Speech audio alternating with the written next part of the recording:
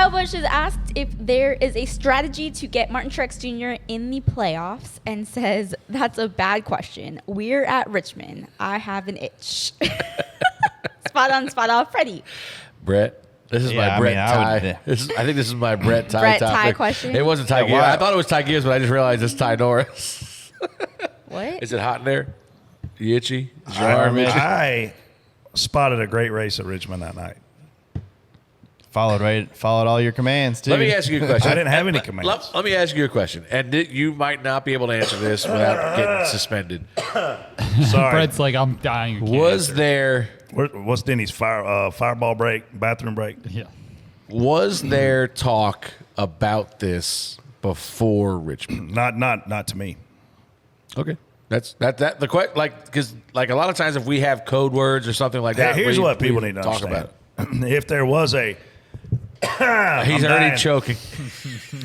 These conversations are way above pay grades. I mean, literally, Casey asked a question on here, I think to Denny, or somebody did, or last week, it was about team orders to get Yes. Truex in the playoffs.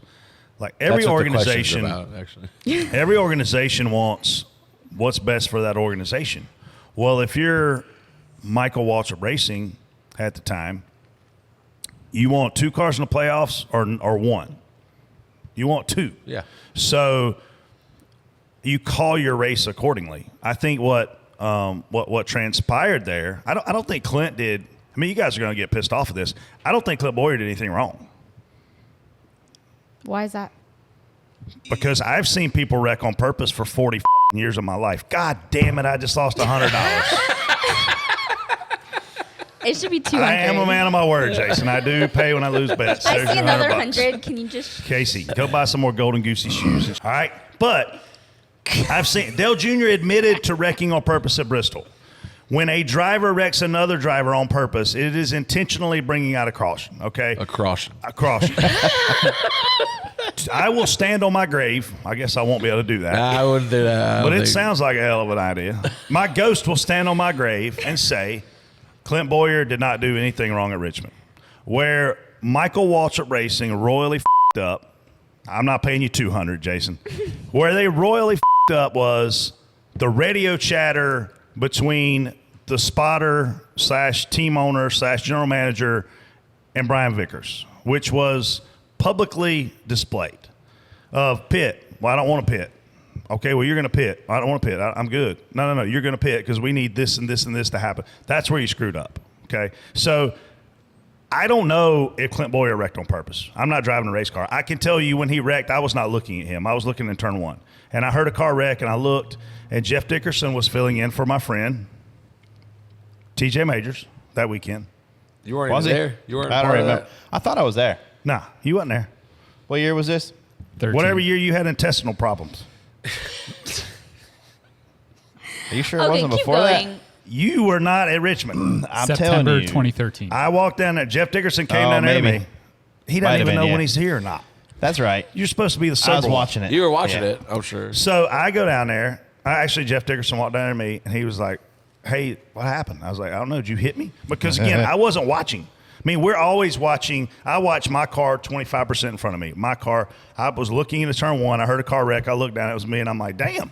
So I asked Dickerson, did you hit me? And he's like, no. Did you not think it was weird when somebody's on your radio going, is it hot in there? That ain't what he said. He said, is your arm itchy?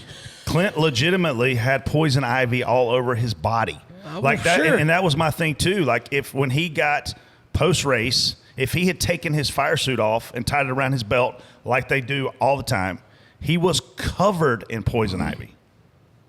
That's probably why that was the code word. I don't know if there was a code word. I didn't see a code word. How many got news laps for was you. that There You was would a see code it. word. You would hear it. Was that a 400-lap race? Well, ideally, He made it like It 300. was also the race where Jeff Gordon did something just as whatever absurd in the middle of the race too. Like him and Jimmy Johnson had this game going on trying to get Jeff in. Like, listen, the reality is people are trying to maximize their opportunity individually, and then as a team, they're also trying to maximize their opportunity, and that's what Michael Waltrip Racing was probably found guilty of. That's why they got $300,000 worth of fines. I mean, they were basically put out of business. They were put out of business. I agree with you there. glad $300,000. That was the glad I same as the wasn't there. death penalty. That's when Napa raised their hand and said, "Hey, we're leaving." And it was SMU football back in the 80s or 90s, whenever it was, when SMU got the death penalty. I mean, it was the same thing. So, but again, I will go to my grave saying Clint Bowyer didn't do anything wrong. Okay. He wrecked. Going back to Truex and like trying to help him. My ideal situation at Daytona is Bubba and Truex are side by side off of 4, and the 11's coming with a run. Where does the 11 go? He's an idiot if he don't push Bubba. We talked about it last week. Who would you rather have in a chase? Would you rather race Martin for a championship or Bubba? Where would Joe Gibbs expect Denny to go? I would think he would expect him to go for Bubba either way. I don't think so. I think He would hope he went for Martin. Joe wants his cars in. Joe wants his cars in, I'm sure. Should call him, ask him. Let's call him. Let's hope. Yeah. I don't think. Does anybody have Joe Gibbs' phone number? I think he's that guy that calls from a block number all the time. It's him or Roger I have Penske. heard he does do that. Yeah, if you get a call from a block number, and it could be like 2 in the morning, you better answer. I still think you need to You call. think he called me last night? All chance. I still think you need to call Denny. I know you want to sell your home. Do it with our friends at OfferPad. Go get a cash offer right now at OfferPad.com.